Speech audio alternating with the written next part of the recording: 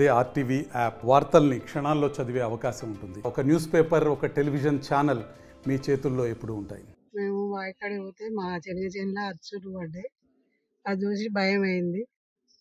మేము చాలాసేపు ఉన్నాం, వచ్చినాం, వాళ్ళకి ఫారెస్ట్ వాళ్ళకు చెప్పినాం, వాళ్ళు రాలే. నిన్న తర్వాత వచ్చిండ్రు, చూసిండ్రు, మళ్ళీ వాళ్ళు వస్తామని అన్నారు, వచ్చిండ్రు, చూస్తామని అన్నారు, వాళ్ళు కూడా చూస్తాండ్రు.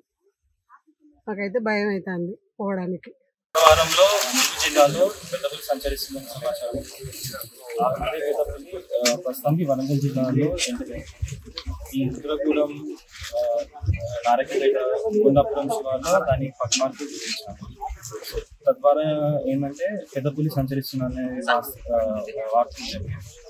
సో ఈ పెద్దపులి సంచరిస్తుండడం వల్ల ప్రజలందరూ అప్రమత్తంగా ఉండాలి. ఒంటరిగా పొద్దున ఎటు బయటికి వెళ్ళకూడదు. 3-4 వ్యక్తులు కలిసే ఉండాలి.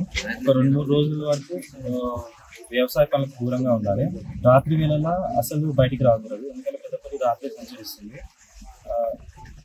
ఎక్కడన్నా పెద్దపులి జాడగాని తెలిసిన ఏమన్నా దాని నుంచి ఇన్ఫర్మేషన్ వెంటనే ఫారెస్ట్ డిపార్ట్మెంట్ కానీ పోలీస్ డిపార్ట్మెంట్ వాళ్ళకని తెలియజేయాలి.